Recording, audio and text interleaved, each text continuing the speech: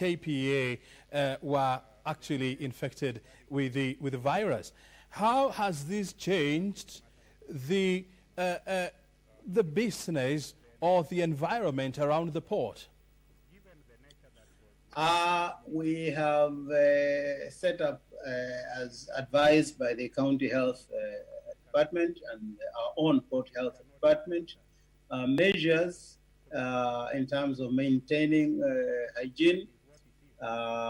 Everybody coming in has to undergo the process of going through the disinfectant, and they wash their hands, and before they come in, their temperatures are taken at the gates, and we have distributed sanitization points, maybe 100 and over 100 places where there's water, there is sanitizers.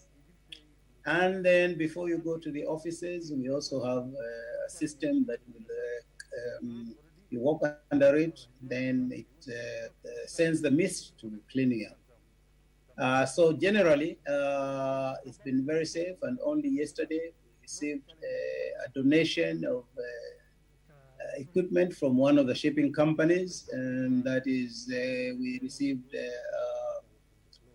overalls, received sanitizers, face masks, thermometers. We received a huge quantity of equipment to support our efforts in maintaining or keeping this virus at bay. Mm-hmm. And you know, on Sunday we saw the Dock Workers Union threatening to pull out their members from the port, saying that they have not been supplied with essential kits like gloves, face mask, and so much. Have you managed to address this situation? Oh, yes, yes. This was done long time ago. We have invested in a lot of money. We have bought PPEs for our personal protective equipment for our medical staffs.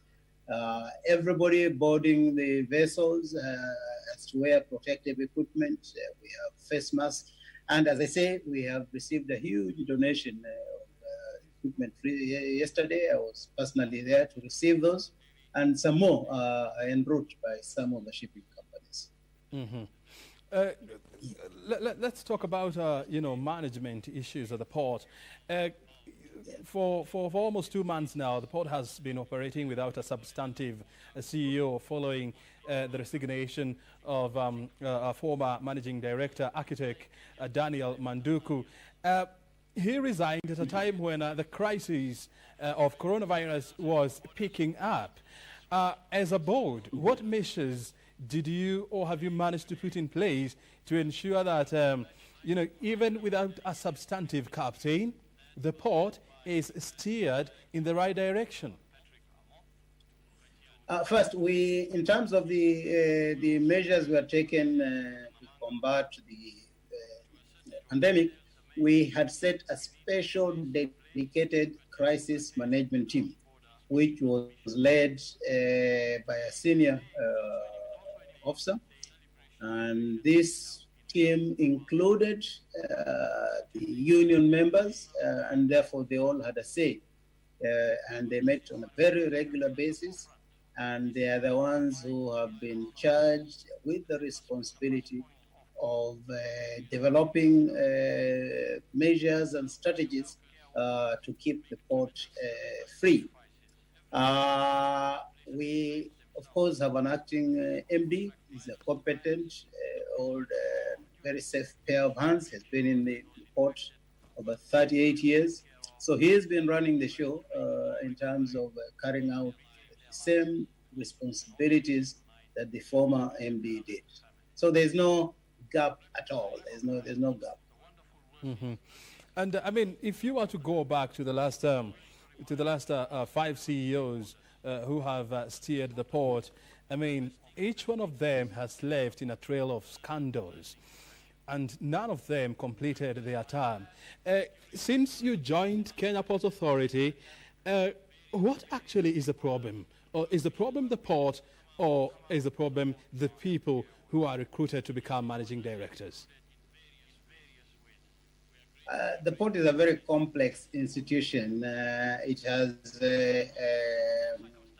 various stakeholders who have various interests, and each one tries to get the best in terms of satisfying their interests. And it therefore means that the MD has really to work very hard to balance the needs of the stakeholders, the expectations, and of course what the port can do. So you're quite right that the port has had a very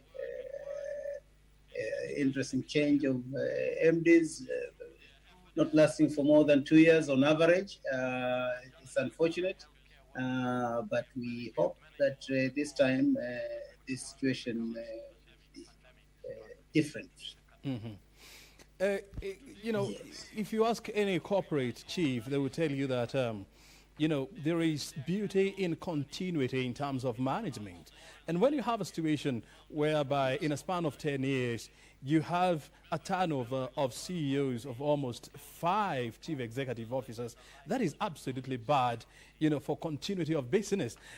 Tell me this, how has the frequent departures of CEOs affected, number one, the transformation of the port, number two, workers' morale, and number three, the future of the port?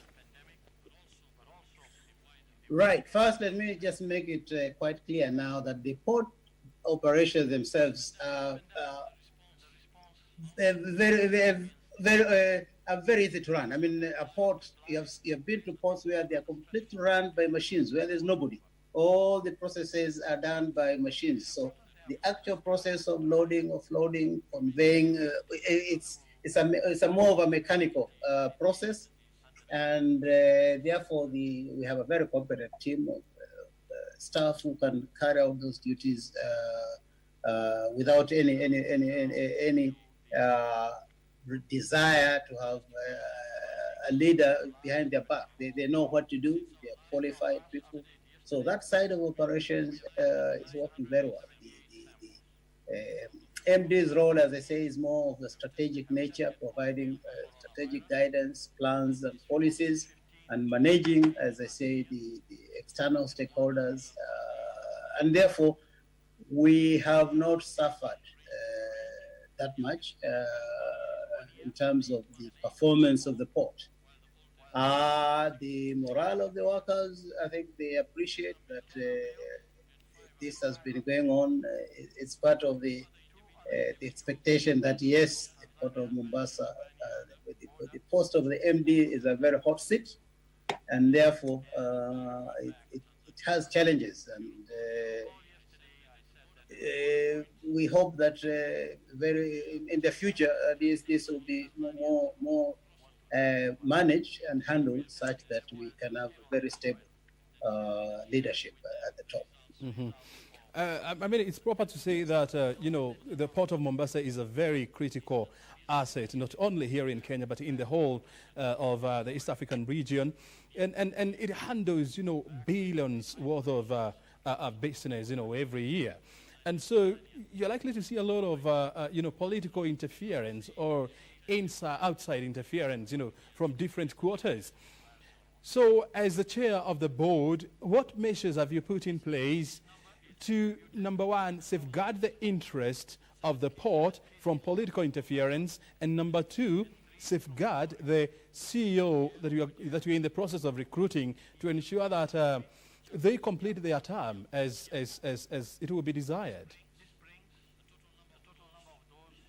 Well, first, we as a board are quite aware that we are always and we must always act in the interests of the authority, regardless of other pressures from outside. Our clear mandate is to make sure that whatever we do will benefit the port and, of course, ultimately the economy of Kenya and, of course, the larger area in the East African region.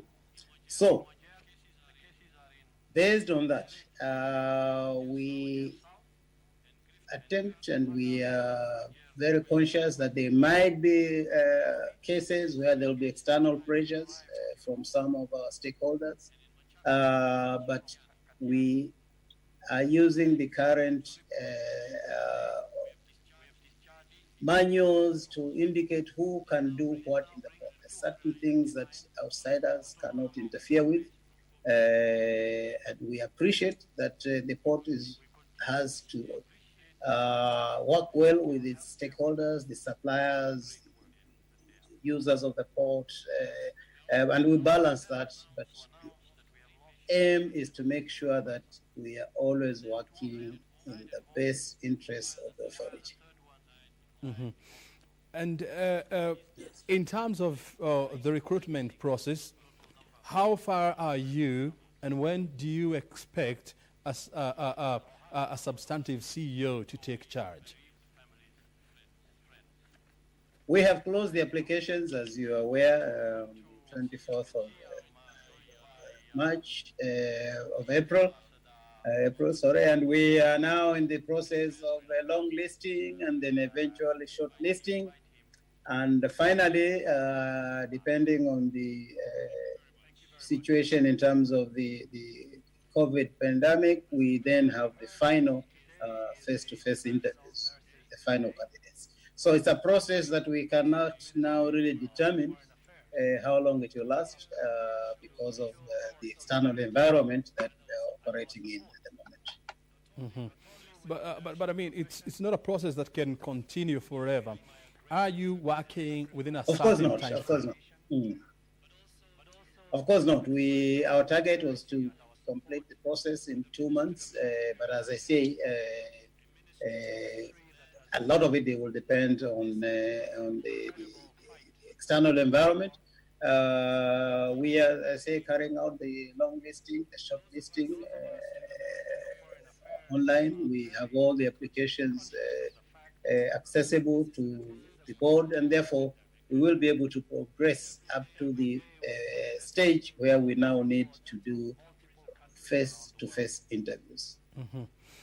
There is a lobby group that has gone to court saying that there can never be a proper turnaround at the port of Mombasa without, number one, addressing the management wrangles at the port, and number two, without, first of all, dealing with the entire board. And they're saying that the board should, first of all, be vetted before they can be allowed to continue with their mandate. What is your position on this? Well, that is their opinion, and everyone is entitled to their opinion. But the fact of the matter is that it is the board, and only the board, that has the responsibility to source, recruit, and employ the CEO. It is the board also which can fire the CEO. So the board has enormous powers. It's part of the main responsibility of the board. Mm-hmm. Would you say that these allegations that some members of the board are compromised, and some members of the board the problems are part of the problems that is facing KPA? Do you think they have any? They are justified to say this? Absolutely not. Absolutely not. The board is a cohesive board. It's a strong board. It's an independent board, and therefore works only in the interest of the authority. Mm-hmm. Of the port. Let's talk about the privatization of the port. I mean, the port, it's clear it has gone through tremendous transformation in the last 8 or 10 years, and the plan was to privatize the core operations of the port. How far are we with the privatization process? You rightly say yes. The strategic policy to privatize the port, it will be a government policy decision. And of course, even right now, a lot of the services at the port are undertaken by private companies. For example, the handling of grains is done by private companies. certain services, for example, cleaning the ports, offices, all done by private companies. So yes, a lot depends on the process of privatization. It's been on for years, as far as I can remember. But again, we are guided by government policy on that. Where are we in terms of, privatizing the Terminal 2? The terminals that we have not, that is again a government process, is being, and therefore that is not, it's a process that is perhaps ongoing, because as I say, it's not an independent process that people are talking about. People are talking about privatizing City 2, but it's not true. There could be there are discussions being held, but they're nothing to do with just privatizing City 2. The process of privatizing City 2 or Container Terminal 2, was somehow stopped by the High Court after it said that the whole process was not inclusive, and so the Kenya National Maritime Shipping Line and the Mediterranean line, were forced, to go back to the drawing board. Have we made any steps since the court stopped that process? This is an ongoing project, as I told you. The Kenya National Shipping Line is we are the majority shareholders in the shipping line, so we are interested in the future of the line, and we're working towards enabling that shipping line operates profitably and increase the value add of the shipping business in as far as Kenya as a nation, that we must enjoy that side of business of conveying cargo by our own ships. So have you started discussions with other interested parties who would be angling for a piece of the pie of the City 2? No. So the process has not yet officially kicked off? No. Not yet. Let's look at the construction of the Lamu port.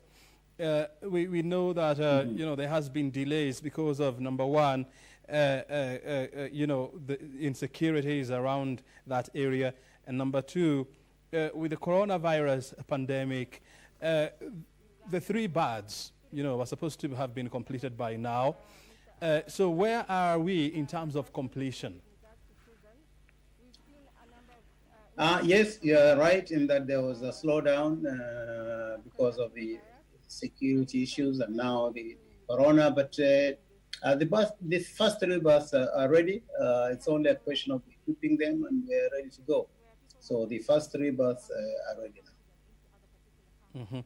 The first 3 berths, are they ready for commissioning, or are they ready for business?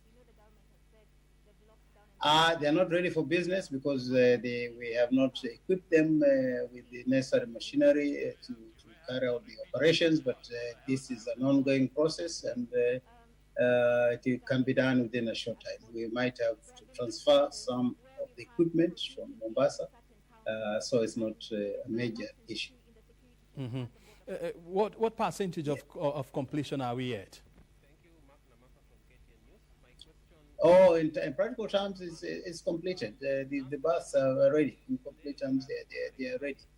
It was going to be ready, if you recall, much earlier on, so they are ready. Of course, I'm only talking of the berths, but there are other related issues like connectivity, the roads, and all the rest, but that is also an ongoing process.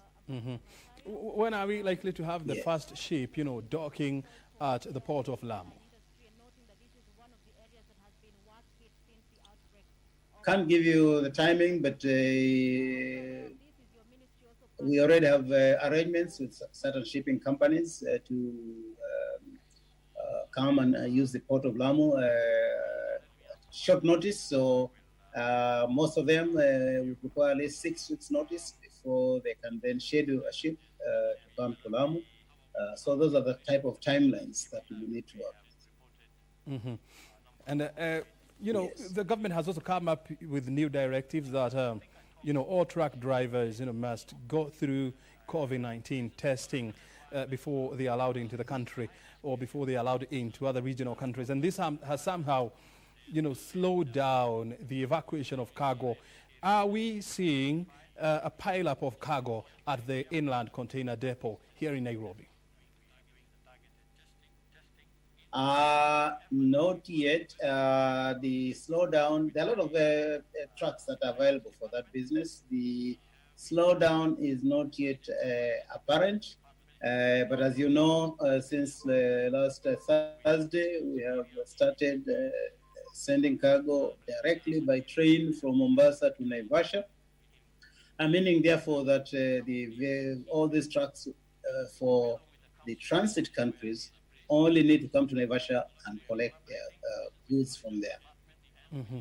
So, at this point, you have not seen any slowdown in terms of cargo evacuation because of the new directive? No, not yet, but perhaps eventually it will be. But as you say, the trucks take about 4 or 5 days to transit from Uganda to here, so this will be felt maybe 4 or 5 days down the line. Mm-hmm. And let's also talk about, you know, the ongoing works at the Kisumu port. Where are we, and when are we likely to start business officially there? Kisumu port is ready in terms of the port operations. We are already doing business. We are delivering fuel to Uganda on the rail wagons. We are receiving cargo from various countries, mainly things, agricultural products come through Kisumu. So the port is already up and running. We have our staff there. We have equipped it. So we are now trying to market Kisumu as a working port for us. Mm-hmm. Very well. Yes. You know, as we wind up, in the interest of time, how fast do you see business coming back to some level of normalcy once the pandemic is over? And what is the game plan to ensure that the port remains competitive going forward after the pandemic? Okay, but before I go that, let me just give you the figures for Kisumu. We have dealt with about 3,500 metric tons of export using Kisumu. And for imports, we have dealt with about 670 metric tons in the period that we're talking about. So roughly about 4,177 tons have passed through the port of Kisumu. Now, coming back to the future, we are very versatile and very agile, and therefore, if there's a surge in imports, depending on the source, the condition of the source countries, we get our containers, of course, from other countries. Some of these countries had been in lockdown, like India, but they're all opening up. And therefore, we can expect increased cargo, but it will be nothing that we cannot handle. Very well. Major General, retired, thank you so very much indeed for finding time with us, and of course giving us, you know, a blow-by-blow account of how the port is operating and what is the way forward. Thank you. But just a small correction, but it matters. Actually, I'm a general, which means a Major General is 2 stars, a general is 4 stars. So you have deported me slightly. Sorry about that, retired general, for that correction. I must say that it's, of course, not meant to demean your position. It's not. Yes, exactly. Thank you so very much. Thank you very much. It's been right. Have a good. Very well. Well, retired General Joseph Kibwana, he's the chairperson of Kenya Ports Authority, joining us tonight to discuss The current status of the port of Mombasa, which has been somehow significantly impacted by the coronavirus, and he has enumerated various ways that the port has put in place to ensure there is continuity in business. Thank you very much indeed for your time. We always do these every Thursday right here on KBC Channel 1. My name is O'Brien Kimani. Why don't we link up again on Thursday, same time, for another episode of Inside Government. Until then, all the best.